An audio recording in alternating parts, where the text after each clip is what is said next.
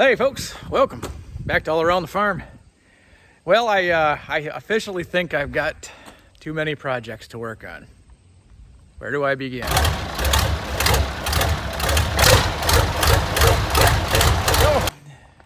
if you just happened to miss everything that happened on Friday, I found an 1150.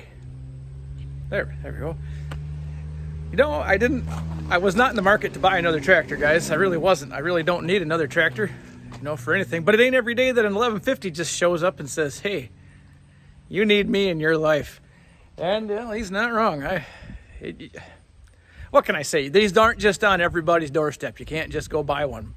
So when the opportunity presented itself, yeah, I jumped at it. Now, friends, clearly since this is such a gem, it's going to get the full-on paint job. Probably not going to do a whole lot of work with this one. This one's going to be more of a parade queen, maybe plow day. Farmer Matt's got a nice 4-bottom plow that's 3-point mounted that I could pretty easily put on this and go have some fun at a plow day with it and be the talk of the town, because I'm sure I'd have the only one of these, which would be cool. Whatever. But before I can do any of that, I got a lot of things that have to be done. So obviously you can see I got rid of the cab. Now I did it quickly. The thing was full of hornets. Boy, the sun's terrible. Let's get on the other side here. That's better. So the thing was full of hornets, and I wasn't going to go through and take all the bolts out right away because that would have taken me hours. So I just grabbed my angle grinder, just cut it off, come in from the back with my forklift and stabbed it and got rid of it. Hornets were still flying around this thing for 2 days, but they finally have subsided. So here's what I need to do right off the bat. I got to go through and take all the bolts out and get rid of all that shit. Don't want to look at it anymore. That's job one. Job two. Actually, maybe this isn't quite exactly the way it should be. Maybe this should be job one. I got to go underneath here and fix where the forklift guy came and stabbed it. He didn't know. No big deal. Ain't blaming him for nothing here. But at the same time, I still got to fix it. Now, what they had done, you can see right here, that's not correct. I'm guessing, and I'm just guessing here, but my thought is these are kind of common for that, but the sending unit may have rotted off inside of there. I don't know. Somebody at some point in time took the plug off of this, tapped it for a 45, put it back in, and that was the new fuel line, which is terrific. In fact, it's even still hanging there. But the problem is that, well, obviously it got stabbed. So this is how I've been powering this tractor for the last day. I haven't driven it very far. It's basically moved from right there to right here. So that's kind of my first thing. Then I'll worry about getting the cab off of it. The next thing I want to do, friends, it does have this handy hydraulic pressure gauge hooked into the steering right here, which is totally fine. I just got to take this off and put the steering line back down, and that'll be fine. I don't know why there's a pressure gauge hooked to it. These basically work or they don't. I mean, I'm sure someone will correct me on that, but I'm really not wrong. They basically either work or they don't. If they're not charging, they're not pumping. So whatever. Not concerned with the hydraulic pressure. And if I do need to be concerned with it, I've got a pressure tester. I can just test it. No big deal. And now I got an extra gauge with a line hooked on it. So hey, that's a double win. Even better. Aside from it needing a hell of a bath, I'm not doing much more to it right now. Not right off the bat, because I got other things I need to work on. But yeah, and it definitely needs an oil change. The oil looks awful in this thing. So I'm going to get this thing fired up, get it in the workshop, so I can kind of tinker away with this when time when time allows. That's got to go.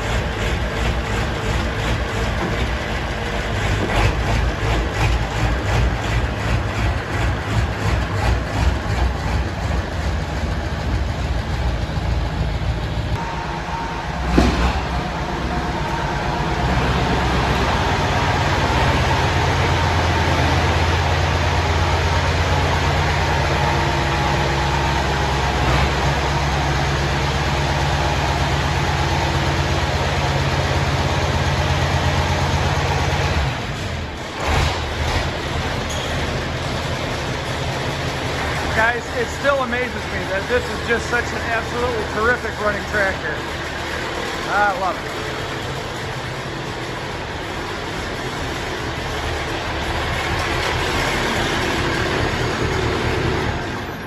There. So friends, like I say, I got a little bit of work cut out for myself here. Just a few things I want to do, and then I'm going to park this thing until it's his turn. Because right now it's not his turn. A lot of other projects have, well, they're going to get done before this one. I don't need this tractor for anything, so good enough for me.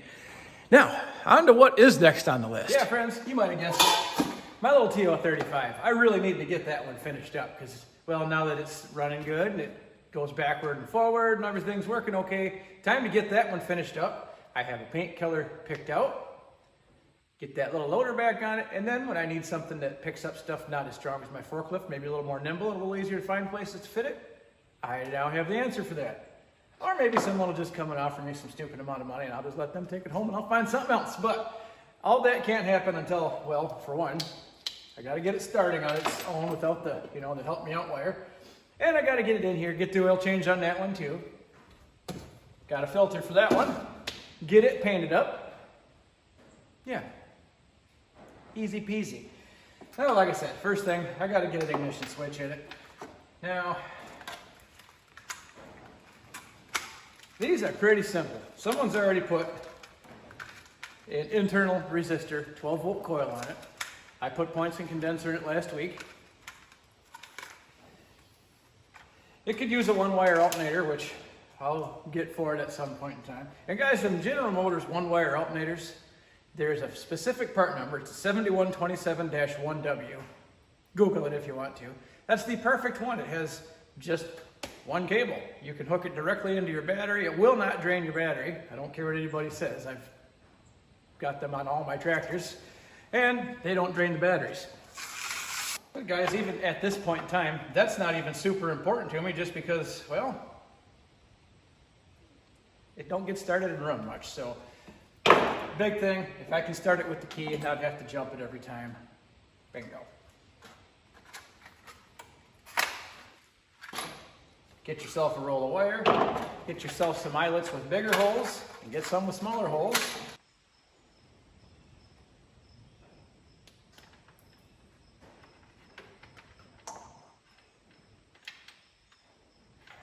And there, friends, just like that, you got everything you need. Battery, start, ignition. I guess if you wanted to put your GPS on, you got accessories or a radio if you wanted to flip it back, but we're not gonna get into any of that. So, got that, got myself some wire. I'm gonna go tie this onto that little tractor.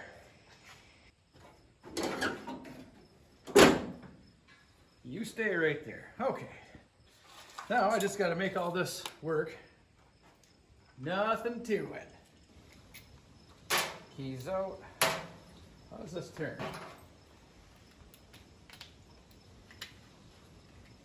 Okay. I pointed everything in the right direction. That's a good start. Lazy and put it in on this side. I don't care. My tractor, I do whatever I want. Okay. I like that. Okay, now got all my necessary tools and then two. Now I'm just gonna route this up under here and over here and right there. So here's my battery wire, here's my ignition wire, or start wire, excuse me. And my ignition wire is way down here.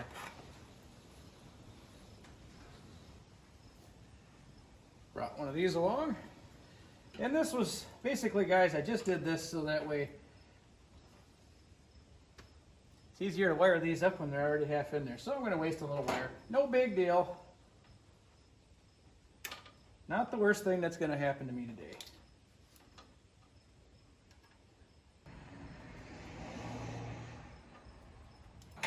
All right, let's get you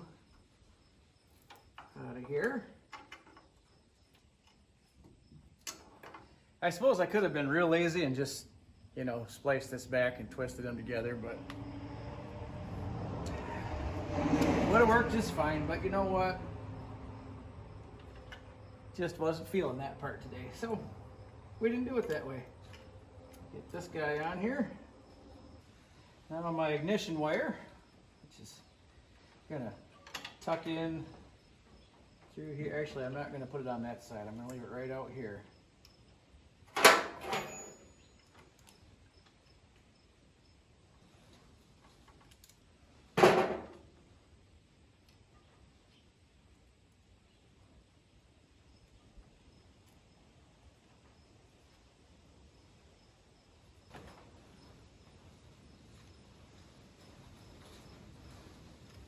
Bingo.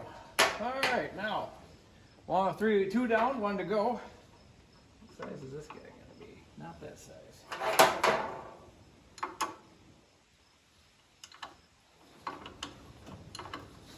Now, friends, you want to be a little careful here. Maybe unhook your battery if you're using the metal wrenches and you're not aware of things, because pretty easy to hit that and spark out,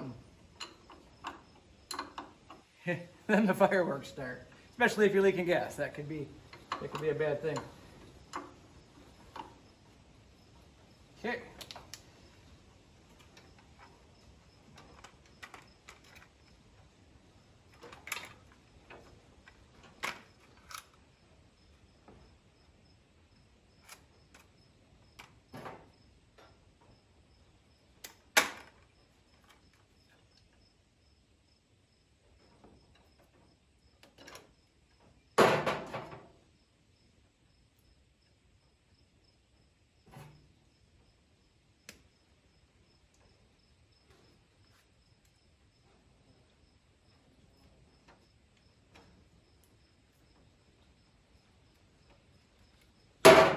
There, get this one all tightened down on the battery side of this solenoid and we should be in good shape.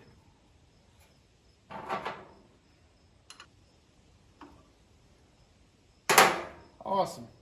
Now guys, depending on how picky you want to be, how neat and tidy you want to be, I don't know, some people like to wrap these all up in tape. I don't care one way or the other, but it does kind of hold them together nice. You know, if I were feeling real professional like today, I could have bought a piece of wire loom that was about 1 foot long and just kind of loomed it all in here, all fancy like, but I didn't do that either. So I'm just going to put a couple pieces on here to hold this out of harm's way. There, for everything I'm concerned about right now, that is going to be absolutely fine. Absolutely fine. So guys, again,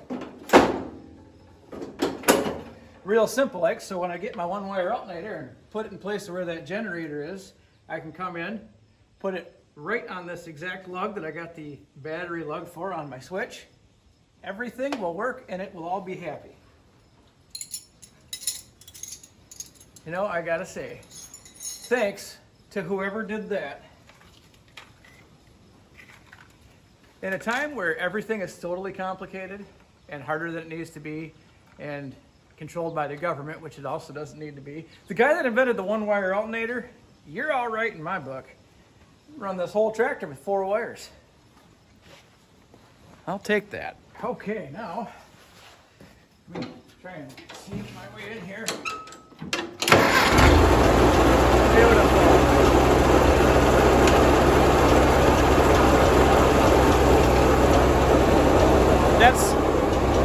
That just makes me smile. Let's get this in the other shop.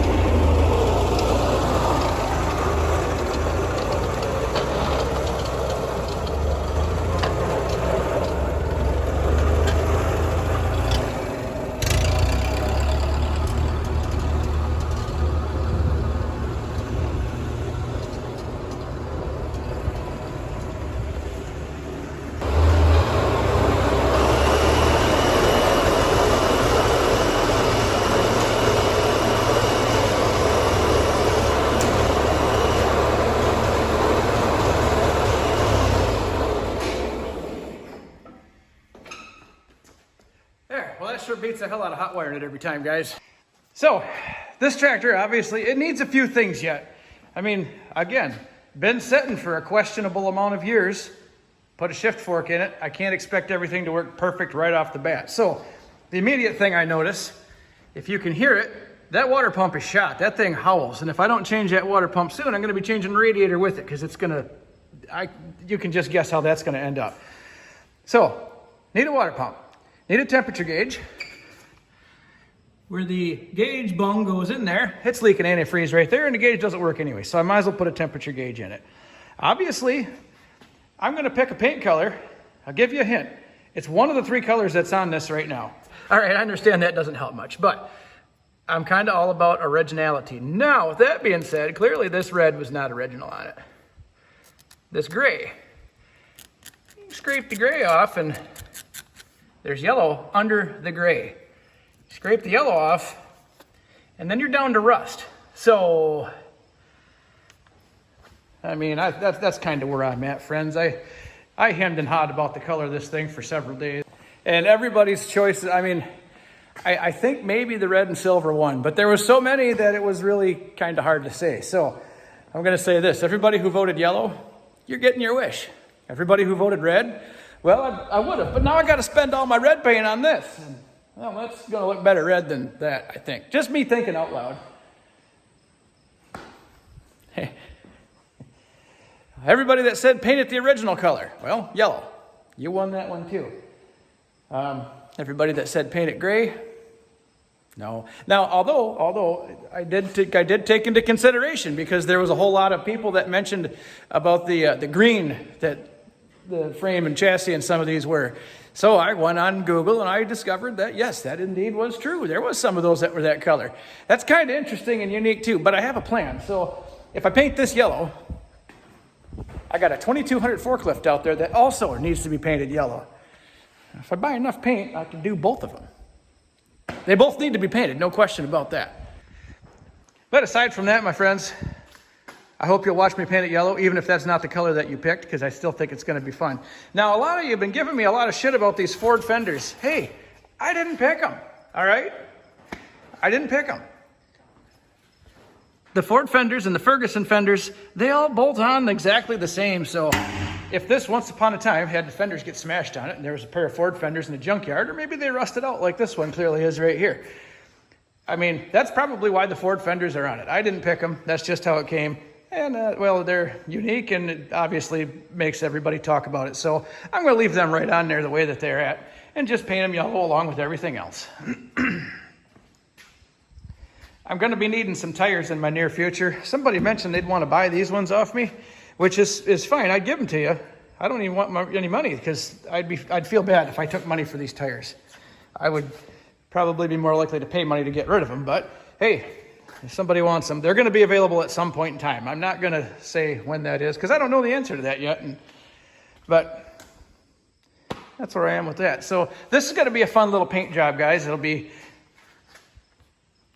once I get the tires and the wheel weights all off, get it up on stilts, get the hood off and everything, I can pull it outside, try out my sandblast and power washer again. Someone mentioned flipping it upright so it's pulling the sand in through the top and not the bottom. Probably would work better, and you know what? That makes good sense. I'm going to give that a shot. So I can power wash, sandblast this thing. I can hand sand the fenders and the hood, then get this part painted. Hello, Gus. Good to see you. Then there's the other end of this equation here, guys. This also needs to be painted because it looks like hell just the same.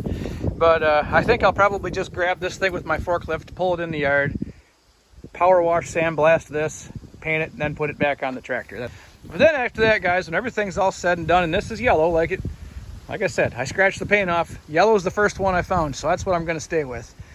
And many of you have mentioned that there's a very good possibility this was maybe a highway maintenance tractor in the late 50s, early 60s. Who knows? That's very possible. So I'm going to have myself a little industrial, and it'll be fine. Speaking of projects, I still got my fun little flatbed here that I'm kind of excited to get started on. But again, I got a few projects in line before this one, and I'm kind of waiting on the guy to get me a back window. I ordered a back window for it about a month ago, and well, it should be here anytime now, a week ago or so. So once the back window's in, then I got to get brakes on it, and then I can start on the rest of the fun stuff here. But don't worry, I haven't forgot about this. This is a cool project, and I actually need to get this one in line for spring, because this is going to become my hauler. This is going to be JT's toy hauling machine. So A lot of fun ideas coming up with this one. I just got to get a few things taken care of, and at least this one I can start up and run. So that's extra handy right there. And not to mention, in about 6 weeks' time, we're going to be rolling through some soybeans, and this bastard is hungry. He's ready for his once-a-year soybean feast. So, got that coming up. Got all kinds of fun stuff to do, guys. And not to mention, I got Massey Ferguson, the spraying machine here. Got to get started on that project sometime before spring, too. I think this one's going to go pretty smooth. There ain't a whole lot. It's more or less some assembly required. It's really not a whole lot of painting and technology and thinking. Just, I got to take all my parts and cut them off and weld them on and just make that work. But that'll be a fun one. I know a lot of you guys have been interested in that since I mentioned it last weekend. So definitely taking everybody along for the ride on that. I'm excited about. I'm probably more excited about that than, well, no, I can't say that. I'm equally excited about everything I have to do. Equally worried about all of them because I don't have time to do most of them, but we'll get there. Got the Fiero all dropped off to Bend and Wrenches Brian, and he is making huge headway on that. Got a motor in it now, so it runs. It isn't here yet. He just got it running last night, which I'm pretty excited about. And on top of all those projects, I got 3 Massey Ferguson lawnmowers that all need a little attention. This is something that I plan to do kind of like maybe like an old Massey Ferguson assembly line. Get all 3 of these in my shop at the same time. Pull all the same pieces off all of them. I can just paint. I got an extra deck here that I can rebuild for this one. This one came with the deck. So, I mean, one less thing. That's cool. The 7 needs a little bit more attention. So, give me your input on this, guys. So, not only has the 7 become kind of a hold all right now, because, well, like I said, I bought these sprayer booms, and I got all these sprayer parts that I needed a place to put for right now. But don't worry about that. Worry about the tractor. This 8 horsepower Tecumseh, which is not original in here, is shot. That thing smokes, and I mean, it runs okay, but you won't have mosquitoes in your yard for a month. So obviously, it's not original. And it's not a great motor to begin with, on top of that. So, hear me out. I could rebuild that Tecumseh engine. I could. But again, like I said, not original. And somebody had to cut the hood out to make that engine fit in there, which I kind of hate that too. I'd like to bend that back up and make it, kind of weld it in and fix it. Just make it look like it's supposed to be there. But I do have to come up with an engine. So guys, I thought about doing just a real quick Predator engine swap on that. I mean, yeah, it's not ideal. But, hear me out. They're not expensive. They're reliable. Parts are readily available. Backup pull starter. Don't even need a battery in that. Everything will still work. Hydro blade, I can put that pulley on it. So that's easy enough.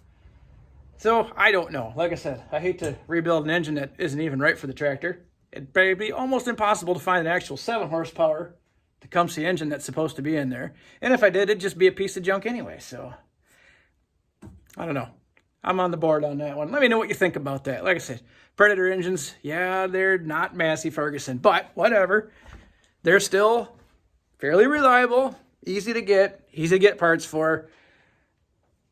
I can keep that little tractor and Predator engines for the rest of my life. I don't care what happens after that. So friends, like I said, I got so much stuff to do. I got more fun projects to work on than I even asked for. But I tell you what, it's either feast or famine. And if I'm fortunate enough that I can get all these projects to work on, hopefully I'm fortunate enough to have you guys follow along while I work on all these said projects.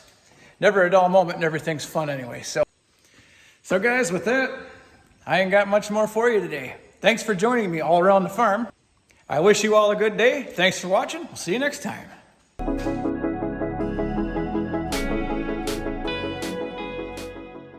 I made $300,000. I'm 23. I drive a Porsche. I made $300. I drive a Massey. I'm 45. Goals.